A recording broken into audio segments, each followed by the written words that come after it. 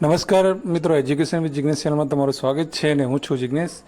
મિત્રો, કચ્છ વિદ્યા સહાયક સ્પેશિયલ ભરતી 1 થી 5 માટેની આજે શાળા પસંદગી અને સ્થળ પસંદગી માટેનો આજે બીજો અને છેલ્લો દિવસ હતો અને આજનું જે સ્ટેટસ રહ્યું એને આ વિડીયોની અંદર ચર્ચા કરીશું. આજે તો ગઈકાલે જે આપણે વાત કરી હતી કે ગઈકાલે જે 550 નંબર સુધીના ઉમેદવારોએ શાળા પસંદગી કરી હતી અને એનાથી આગળ આજે જે શરૂ થયું હતું એમાં શું થયું એની આપણે વિગતવાર જોઈશું તમામ અપડેટ. અને ફાઇનલ અપડેટ છે કે આની અંદર કેટલા ઉમેદવારો લાગે છે, કેટલા ઉમેદવારે પસંદ નથી કર્યું અથવા હક જતો કર્યો છે, શું છે તમામ માહિતી આની અંદર જોઈ લઈએ આપણે. તો સૌ પહેલાં વાત કરીએ અબડાસા તાલુકાની, તો 125 જગ્યાઓ હતી, એમાંથી 116 જગ્યાઓ જે છે ભરાઈ ગઈ અને 9 જેવી જગ્યાઓ બાકી રહી. જે બુટા જેવા સેન્ટર જે રહ્યા એ બાકી રહી ગયા. અંજારની વાત કરીએ તો 69 જે છે એ ભરાઈ ગયેલી, જેથી પહેલા દિવસે જ. ભચાઉમાં જે છે એ તમામ જગ્યાઓ 111 જે છે ભરાઈ ગઈ છે. ભુજની અંદર પણ જે છે 193માંથી 162 જગ્યાઓ ભરાઈ અને 31 જગ્યાઓ જે છે એ ભુજમાં જે છે એ ભરાઈ નહીં. તો ભુજની જે ટકાવારી જે છે એ 83% રહી, 83.94 એટલે કે 83-84% જગ્યાઓ ભુજની ભરાઈ. ગાંધીધામ તો ગઈકાલે ભરાઈ જ ગયું હતું, એટલે કે 19માંથી 19 જગ્યાઓ ભરાઈ ગઈ.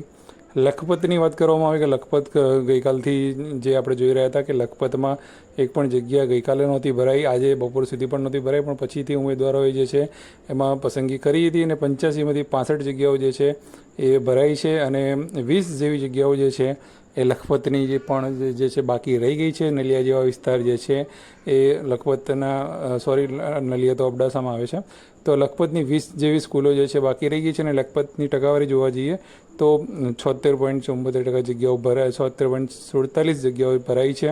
અને ત્યારબાદ માંડવીમાં 91માંથી 91 જગ્યાઓ ભરાઈ ગઈ, મુન્દ્રામાં પણ 56 જગ્યાઓ ભરાઈ ગઈ, નખત્રાણાની 105 ટોટલ જગ્યા ભરાઈ ગઈ અને રાપરની 158 જગ્યાઓ ભરાઈ ગઈ. તમે જોઈ શકો છો ટકાવારી.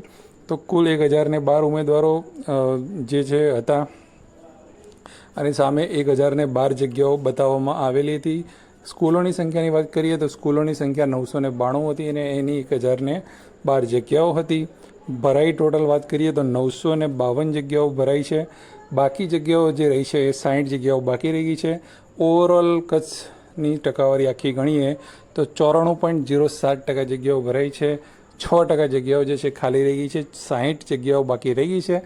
જગ્યા ખાલી રહેવાનું કારણની વાત કરીએ તો ગઈકાલે જે ઉમેદવારો હતા એ તો મોટાભાગે ઉમેદવારો પસંદગી કરી જ નાખી હતી.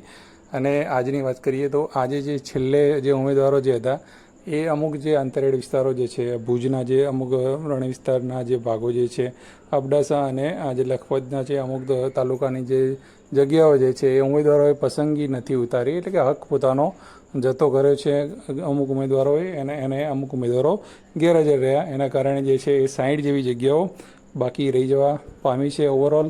એટલે ચોક્કસથી જ્યારે પણ વેઇટિંગમાં કે આગળની પ્રોસેસ શું પણ સમિતિ કે નિયામક કચેરી કરે છે એના ઉપર સૌની નજર રહેશે. હવે વાત કરીએ નિમણૂકની બાબતની, તો નિમણૂક આવતીકાલે જે છે આ જે ઉમેદવારો જે રહ્યા એ EWS કેટેગરી અને ઓપન કેટેગરીના ઉમેદવારો જે રહ્યા એ લોકોને આવતીકાલે નિમણૂક હુકમ આપી દેશે એવી વાત છે. પણ બાકી જે OBC કેટેગરી એટલે કે SC/BC કેટેગરી, SC કેટેગરી અને ST કેટેગરીના ઉમેદવારોને જાતિ ખરાઈ બાદ નિમણૂક હુકમ મળશે એવી જે છે એ વાત જે છે. અને જાતિ ખરાઈનું જે ટાઈમ ટેબલ રહ્યું SC/BC કેટેગરી માટેનું એ મૂકેલું જ છે, જે વેબસાઇટ જે છે ઓનલાઈન બતાવે છે એના ઉપર મૂકેલું છે. તો જે 20 તારીખ સુધી જાતિ ખરાઈ થવાની છે.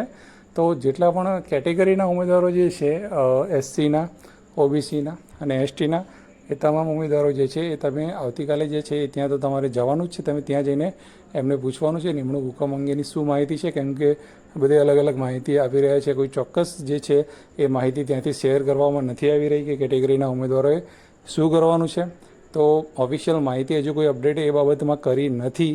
તો જે પણ લોકોનું વેરિફિકેશન પૂર્ણ થઈ ગયું છે, જે જાતિનું વેરિફિકેશન પૂર્ણ થઈ ગયું છે એ લોકો તો ખાસ જવાનું જ છે અને ત્યાં પૂછજો તમે કે તમારા જે નિમણૂક હુકમ જે છે નિમણૂક હુકમનું શું છે એ તમારે ખાસ એમને પૂછી લેજો તો તમને ખબર પડે અને ખાસા 3-4 દિવસથી લોકો તમે લોકો ત્યાં ગયેલા છો અને થોડી પરેશાની થતી હશે અને કારણ કે વ્યવસ્થા જે રીતની ગોઠવવામાં આવી છે તો થોડું સહન કરી લેજો અને જે છે એ ચોક્કસ તારીખને એવું લઈને તમે ત્યાંથી નીકળજો. એ વગર ત્યાં તમે સ્થળ છોડતા નહીં એવી હું તમને સલાહ આપું છું. અને જેટલા પણ ઉમેદવારો લાગ્યા છે, જેટલા પણ ઉમેદવારો 952 જેટલા ઉમેદવારો જે કચ્છમાં લીધું છે, તમામને ઉજ્જવળ ભવિષ્યની શુભકામનાઓ છે. કાલે નિમણૂક હુકમ મેળવો અથવા તો જાતિ કરાઈ બાદ નિમણૂક હુકમ મેળવીને સારી શાળામાં લાગીને તમારી કર્મભૂમિ બનાવી અને બાળકો માટે એક આદર્શ શિક્ષક બનો એવી આપણી અભિલાષા છે.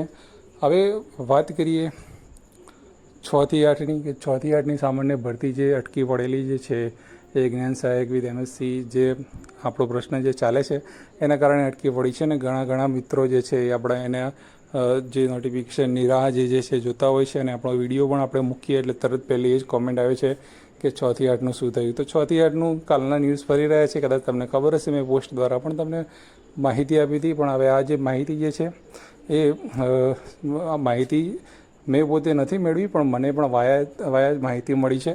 એટલે જો કે તમારી જોડે પણ પહોંચી ગઈ હશે કે આ જે 6 થી 8ની જે અટકી પડેલી ભરતી જે છે એમાં જે સમિતિ દ્વારા જે પણ ખુલાસા જે કરવાના હતા એટલે કે ઉમેદવારને સાંભળવાના હતા એ બધી પ્રક્રિયા જે પૂરી થઈ છે અને એ કોર્ટ સમક્ષ જે છે એ ચર્ચા પણ લગભગ થઈ ગઈ છે એવું જાણવા મળેલ છે.